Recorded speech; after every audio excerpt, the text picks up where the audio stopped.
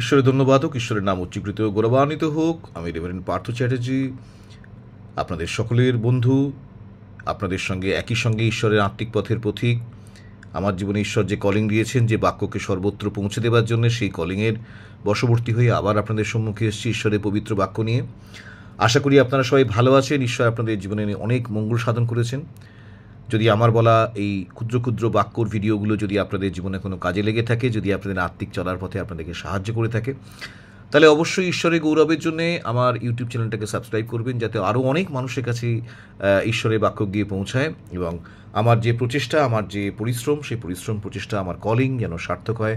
আমি যেন এই পৃথিবী ছেড়ে চলে যাবার আগে বহু মানুষের কাছে ঈশ্বরের বাক্য যেন পৌঁছে দিতে পারি। ঈশ্বরের ধন্যবাদ হোক। ঈশ্বর আপনাদের প্রত্যেককে প্রচুর প্রচুর আশীর্বাদ করুন। আমেন। আজকে যে বিষয়টা নিয়ে আমি বলবো, সেটাকে আমরা বলতে পারি যে আমাদের জীবনে খুব একটা কমন প্রশ্ন, যে why good people suffer and bad people flourish. অর্থাৎ জীবনে যারা দুষ্ট, যারা বদমাইশ, তারা খুব সুন্দরভাবে থাকে, তারা খুব সুন্দরভাবে জীবনে বেঁচে থাকে, আর যে ধার্মিক যেন 14 বার করে জীবনে তার পাটাই গাড্ডায় পড়ে, তাকেই হাজার রকম দুঃখ পেতে হয়, কষ্ট পেতে হয়, বারবার পরীক্ষা দিতে হয় এবং তাকেই যেন অনেক বেশি দুঃখভোগ করতে হয়। ধার্মিকের দুঃখভোগ বেশি, দুষ্টের দুঃখভোগ কম। এটা বাইবেলে বারবার বলেছে। আমরা সেই বাইবেলের বিভিন্ন স্থানগুলো যদি আমরা দেখি, তো দেখব যে বাইবেলে দেখানো হয়েছে যে ধার্মিক দুঃখ পান এবং ধার্মিকের কষ্ট বেশি। যেরকম তার সবচেয়ে বড় উদাহরণ হচ্ছে ইয়োব পুস্তকের 1 অধ্যায় 1 পদ থেকে 2 অধ্যায় 10 পদ পর্যন্ত। বেচারা ইয়োবকে তাকে ধার্মিক বলা হয়েছে এবং বলা হয়েছে যে তিনি পূর্বদেশের মধ্যে সর্বাপেক্ষা মহান, তিনি খুব ঈশ্বরের আরাধনা করতেন, ঈশ্বরকে গৌরবান্বিত করতেন, কিন্তু তার জীবনে কত বড় বড় পরীক্ষা। তার সারা গায়ে ঘা হয়ে গেল, তার জীবনে সব কিছু হারিয়ে ফেললেন তিনি এবং নিঃস্ব হয়ে গিয়ে তিনি মানুষের বিদ্রুপের সম্মুখীন হলেন। তার বন্ধুরা বলছে যে তুমি পাপ করেছো, সেজন্য তোমার এমন হয়েছে। তার স্ত্রী বলছেন যে তুমি এবার ঈশ্বরকে জলাঞ্জলি দিয়ে যাও, আত্মহত্যা করো। তাই সর্বদিক থেকে যেন ধার্মিক ইয়োবকে কোণঠাসা করে দেওয়া হচ্ছে, যেন দুঃখভোগের শেষ নেই তার জীবনে। অথচ কোনো কারণ নেই কিন্তু তার দুঃখভোগ করার, বিনা কারণেই একজন ধার্মিক দুঃখভোগ করছে। এবং জীবনে এই জিনিসটা আমরা বারবার দেখি, আমাদের মনে হয়তো প্রশ্ন জাগতে পারে যে ঈশ্বর কি এসব দেখছেন না? ঈশ্বর কেন এরকম হতে দেন? তাই পবিত্র বাইবেল যদি দেখি, তো দেখব যে তার গীতসংহিতা 37 গীতের 1 অধ্যায় 37 পদ গীতের 1 থেকে 2 পদ যদি দেখি, তো দেখব যে বাইবেল বলছে যে হ্যাঁ, এটা হতে পারে, বাইবেল স্বীকার করছে। কিন্তু বাইবেল আরও বলছে যে তুমি দুরাচারদের বিষয়ে রুষ্ট হইও না, অধর্মাচারীদের প্রতি ঈর্ষা করিও না, কেননা তারা ঘাসের ন্যায় শীঘ্র ছিন্ন হইবে, হরিৎ তৃণের ন্যায় ম্লান হইবে। অর্থাৎ দুষ্ট ফ্লারিশ করছে বটে, কিন্তু নট ফর এভার। সে যখন তখন ঘাস ফুলের মতো আজকে আছে, কালকে শুকিয়ে যাবে। কিন্তু তুমি সদাচরণ করো, তুমি ঈশ্বরেতে দৃষ্টি নিবদ্ধ রাখো, তুমি ঠিক থাকবে, তুমি ঠিক জীবনে পথ চলবে। আবার সেই 37 গীতেরই আমরা যদি 35 থেকে 36 পদ যদি আমরা দেখি, তো দেখব যে সেখানে প্রভুর বাক্য এই কথা বলে যে আমি দুষ্টকে মহাক্ষমতাশালী দেখিয়াছি, উৎপত্তি স্থানে সতেজ বৃক্ষের ন্যায় প্রসারিত দেখিয়াছি। অর্থাৎ বাইবেল স্বীকার করছে দুষ্ট মহাশক্তিশালী হয়েছে, সতেজ বৃক্ষের মতো চারদিকে ছড়িয়ে গেছে। কিন্তু তার পরের পদেই বলছে কিন্তু আমি সেই পথে গেলাম, দেখো সে নাই, আমি অন্বেষণ করলাম, কিন্তু তাকে পাওয়া গেল না। অর্থাৎ সে টেম্পোরারিলি ভীষণ বেড়েছিল, ভীষণ সতেজ হয়ে উঠেছিল সব কিছু, আবার যখন গেলাম তখন সে ভ্যানিশ হয়ে গেছে, আর তাকে পাওয়া যাচ্ছে না। অর্থাৎ বাইবেল কিন্তু দেখাচ্ছে আমাদেরকে যে তুমি দুষ্ট ফ্লারিশ করতে পারে, but remember it is not for ever, for a short while only. আবার যদি আমরা হিতোপদেশে যাই, এবং হিতোপদেশে যদি আমরা 24 অধ্যায়ে যাই, এবং সেই 24 অধ্যায়ের যদি আমরা 11 থেকে আমরা যদি দেখি, তো দেখব যে হিতোপদেশ 24 অধ্যায় 11 থেকে অনওয়ার্ডস লেখা আছে 16 পদে বিশেষ করে, যে ধার্মিক 7 বার পড়িলেও আবার উঠে। হিতোপদেশ 24 অধ্যায় 16 পদে লেখা আছে, ধার্মিক 7 বার পড়িলেও আবার উঠে, কিন্তু দুষ্টেরা বিপদপাতে নিপাতিত হইবে।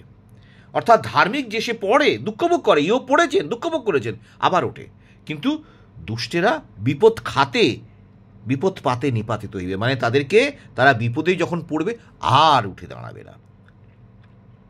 তাই 19 পদে আবার বলেছে তুমি দুরাচারদের বিষয়ে রুষ্ট হইও না, দুষ্টগণের প্রতি ঈর্ষা করিও না। যখন সে বাড়ছে তখন তার উপরে ঈর্ষা করো না, যেহেতু দুর্বৃত্ত লোকের শেষ ফল হইবে না, দুষ্টগণের প্রদীপ নিভিয়া যাইবে। অর্থাৎ যতই সে এখন বাড়ুক, যতই জলজল করে জ্বলে উঠুক না কেন, তার যে প্রদীপ, জীবনের প্রদীপ, তা নিভে যাবে।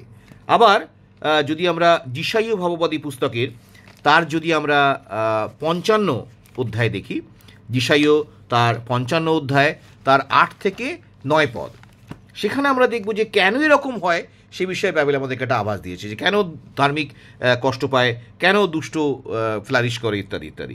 তাই যিশাইয় 55 অধ্যায় তার 8 থেকে 9 পদে বলবো যে, কারণ সদাপ্রভু কহেন, আমার সংকল্প সকল তোমাদের সংকল্প সকল এক নয়, এবং তোমাদের পথ সকল আমার পথ সকল এক নয়।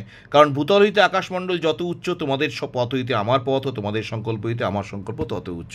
অর্থাৎ ঈশ্বর জানতেন তিনি ইয়োবকে কেন দুঃখ ভোগ করতে দিচ্ছেন, যাতে ইয়োবের ফেথ আরও আরও শক্তপোক্ত হয়, ইয়োব যাতে আরও শক্তপোক্ত একজন মানুষ হিসেবে জীবনে উঠে দাঁড়ান। আর সেটাই বাইবেল আমাদের শিক্ষা দেয়। প্রথম পিতর তার 1 অধ্যায়, হ্যাঁ, প্রথম পিতর তার 1 অধ্যায় 6 থেকে 7 পদ, যে প্রথম পিতরের যে আছে তার 1 অধ্যায় প্রথম পিতর পত্রে তার 6 থেকে 7 পদ, সেখানে প্রভুর বাক্য কি বলছে না,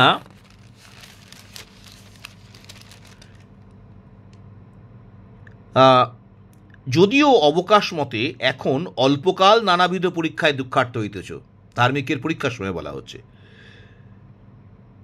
যেন যে সুবর্ণ নশ্বর হইলেও অগ্নি দ্বারা পরীক্ষিত হয়, তাহা অপেক্ষাও মহামূল্য তোমাদের বিশ্বাসের পরীক্ষা সিদ্ধতা যীশুখ্রিস্টের প্রকাশকালে প্রশংসা, গৌরব ও সমাদারজনক হইয়া প্রত্যক্ষ হয়।